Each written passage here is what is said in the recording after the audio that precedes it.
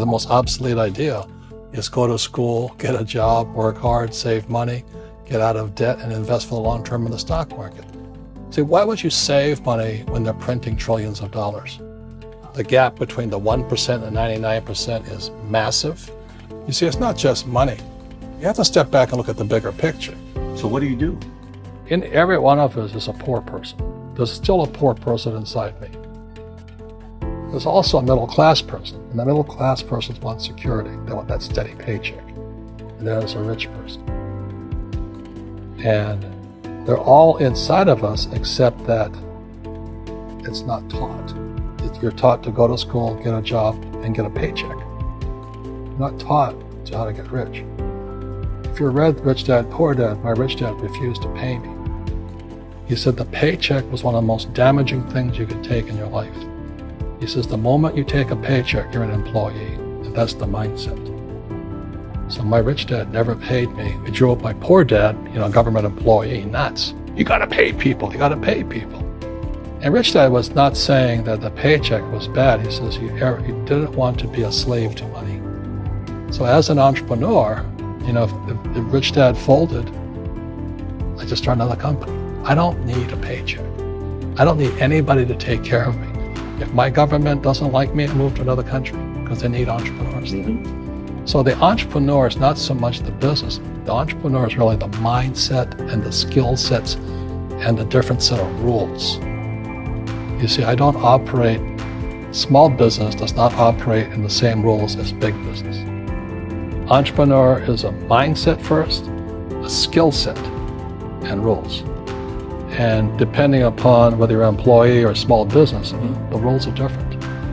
The mindsets are different, the skill sets are different. You could say one thing to somebody who's never been an entrepreneur and they're thinking about making the leap of faith into becoming an entrepreneur. What could you tell them? Well, I'll just tell them the same thing that happened to me. My last paycheck, I still remember it clearly. It was one of the worst and the best days of my life. And I was in Puerto Rico.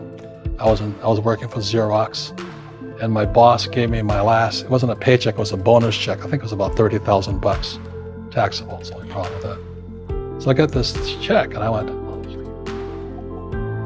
so I was excited, but I was also disturbed. And so this other guy comes up to me, his name was John, and John says to me, he says, "You're gonna be back."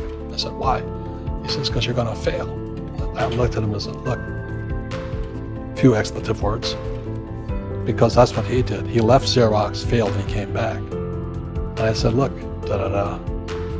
you failed and you came back, but I'm gonna fail and I'm never coming back." And that's the attitude. Do you know what I mean? If you say, well, if I fail, I'll go back to mommy and daddy, then that's what you'll do. So if you fail, that's when I became an entrepreneur, because I had no money. I had no money for years. I didn't have a paycheck. But that's what my rich dad encouraged me to do. He says, when you don't have this paycheck, you get hungrier, smarter, and it's a test of your character. Will you become a crook? Will you become dishonest? Will you cheat and steal? Or will you become a better human being? So really, that's the benefit of becoming an entrepreneur. You really find out who you are when you don't have anything. So you always have to look at the big picture. Too many people look at, well, what's going to happen to me? When you look at the big picture, you're also going to know that when something bad happens, something good's going to happen. Mm-hmm. But you got to prepare for whatever is coming. If you think next 20 years will be like the last 20 years, you're going to get creamed. When you and I go to the supermarket and we buy a carton of milk, we always check for the expiration date. But most people do not check for the expiration date on their brains. Instead of get out of debt, I get into debt. I just refinanced $300 million in debt. I went from 5% to 2.5% interest. I made a fortune. Every month, more money comes in because my cost of money has gone down. So while some financial experts are saying get out of debt, I'm saying learn how to use debt. See, when I came back from in Vietnam in January of '73, the first thing my rich dad said to me was go to school to learn how to invest in real estate. It wasn't real estate, it was how to use debt and taxes. Debt and taxes make the rich richer. Debt and taxes make the poor and middle class poor.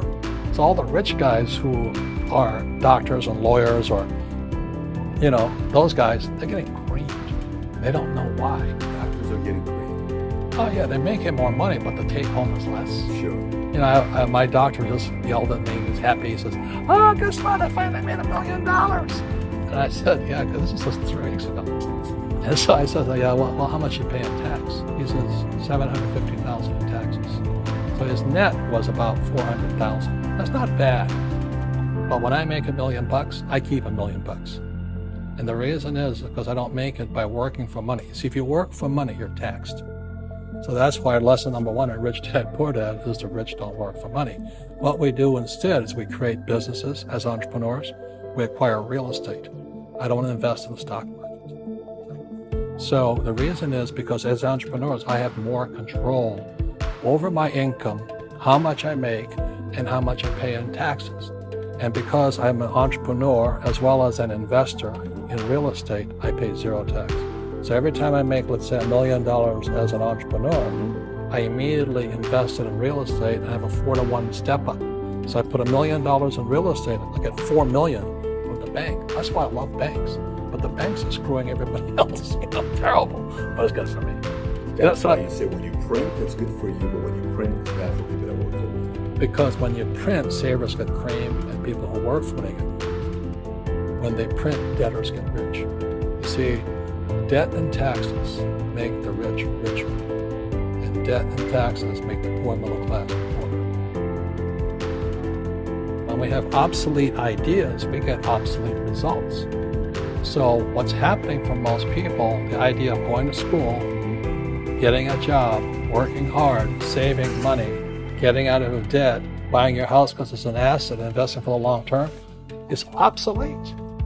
The world has changed. The world changed in 1971 when President Nixon took us off the gold standard and money became debt.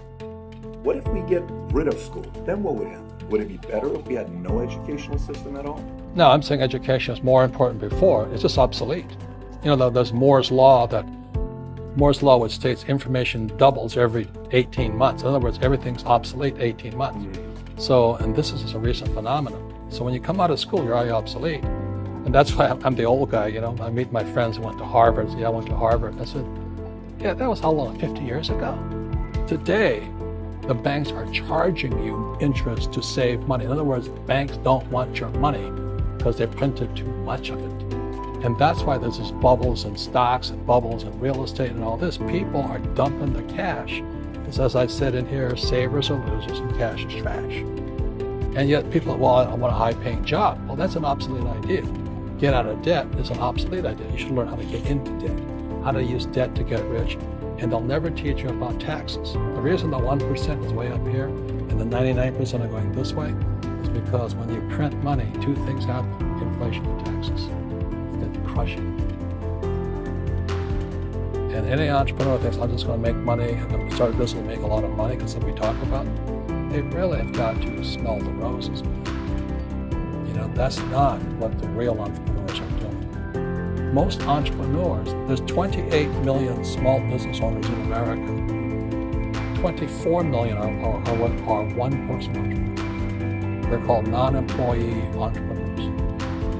So and that's what happens is when people don't really understand what an entrepreneur does. So most big people are self-employed, but they're not really entrepreneurs. The self-employed pay the highest taxes of all. Nobody tells them that. Yeah, it's also called the entrepreneurial spirit. But what we were actually talking about was there's no such thing as a bad economy. There's external, you and I, we all have an external economy. But we also have an internal economy. And the willpower is to change our internal economy. So for me, I can see the good and I can see the bad. I don't really give a damn because I'm going to be rich anyway. But a poor person with a poor personal economy, all they're going to see is a bad economy because they don't know how to make money in any economy. And a middle class person, they have a middle class economy. What they want is a nice house, a steady paycheck, and the job and the car. And so when you take their job away, to them, that's disaster. Well, since an entrepreneur doesn't have a job anyway, it's no big deal. So all I'm saying to people is what Bucky Fuller taught me, there's always 2 sides, you know what I mean? to use plural, at minimum 2. So if you think the economy is bad, it's because your economy is bad. If you think that steady employment is important, then you'll see an economy without jobs. Your economy versus the external economy. Well, you control it. I can control. Yeah, it's called an internal focus versus an external focus. So the real entrepreneur has an internal focus. But if they fall down, they say, "Oh, this is good, because I'm going to go up higher." The average person will fall down and say, "Oh, I'm going to take some Prozac." Or somebody has a mistake. All the mistakes don't matter. Mistakes matter. It means you didn't know something. But a real entrepreneur, whether they fall down, they always can go up. They can stand back up and go higher.